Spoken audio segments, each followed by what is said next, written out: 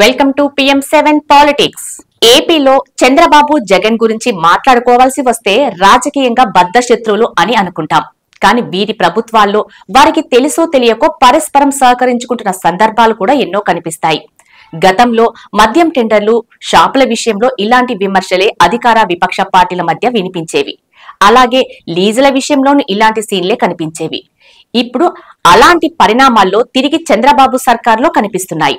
ఈ సందర్భాలను గమనిస్తే ఇవి ప్రభుత్వ పెద్దలకు తెలిసి జరుగుతున్నాయా లేక క్రింది స్థాయిలో పరస్పర సహకారం లాగా జరుగుతున్నాయో అనేది సందేహం. ఆంధ్రప్రదేశ్ లో కడప జిల్లా అంటేనే వైఎస్ కుటుంబానికి పెట్టని కోట.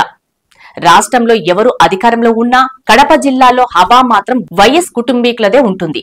దశాబ్దాలుగా వారు పాతుకుపోయిన తీరు అలాంటిది. అలాంటి కడప జిల్లాలో ఇప్పుడు చంద్రబాబు అధికారంలో ఉన్న టీడీపీ నేతలు మాత్రం వైఎస్ కుటుంబానికి జీ హుజూర్ అంటున్నారు. జిల్లాలో ఈసారి ఎన్నికల్లో వైఎస్ కుటుంబ హవాకు, వైసీపీ హవాకు చెక్ పెట్టేశామని సంబరపడుతున్న చంద్రబాబుకు ఇది షాకింగ్ పరిణామమే. తాజాగా వైఎస్ కుటుంబానికి చెందిన వెంకట్రెడ్డికి బైరటిస్ గనుల అనుమతులు సంక్రాంతి సందర్భంగా సెలవుల్ని కూడా పట్టించుకోకుండా అధికారులు మంజూరు చేసేశారు. దీంతో మీడియాలో వార్తలు వచ్చాయి. ఇది చూసిన ప్రభుత్వం కళ్లు తెరిచి ఇప్పుడు వాటిపై చర్యలు తీసుకుంటుంది. ఆ అనుమతుల్ని రద్దు చేస్తుంది. దీని గురించి జనం ఆరా తీసే లోపే ఇలాంటిదే మరో ఘటన కనిపించింది.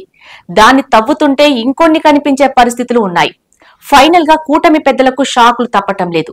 ఈసారి జగన్ చిన్నాన వరుసయ్యే మాజీ ఆర్టీసీ చైర్మన్ అబ్బిరెడ్డి గారి మల్లికార్జున రెడ్డికి తాజాగా వరుసగా క్వార్టు లీజులు మంజూరు కావటం కలకలం రేపుతుంది. గత ప్రభుత్వంలో తమ హవాతో ఈ వేలంలో ఏకపక్షంగా లీజులు దక్కించుకున్న వీరికే ఇప్పుడు వాటిని కట్టబెడుతూ అధికారులు ఫైళ్లపై సంతకాలు చేసేస్తున్నారు. ఏది ఏమైనా ఇలాంటి సంఘటనలు ప్రభుత్వానికి ఇబ్బందికర పరిణామాలుగా ఏర్పడతాయి.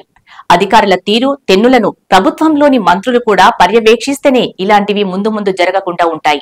ఇలా వైఎస్ఆర్ జిల్లాతో పాటు అనంతపురం జిల్లాలోనూ లీజుల్ని వైఎస్ కుటుంబీకులు దక్కించుకోవటం, అధికారులు ఉత్తర్వులు ఇచ్చేస్తుండటంతో సీఎం చంద్రబాబుకే ఏం చేయాలో తోచని పరిస్థితి ఎదురవుతుంది.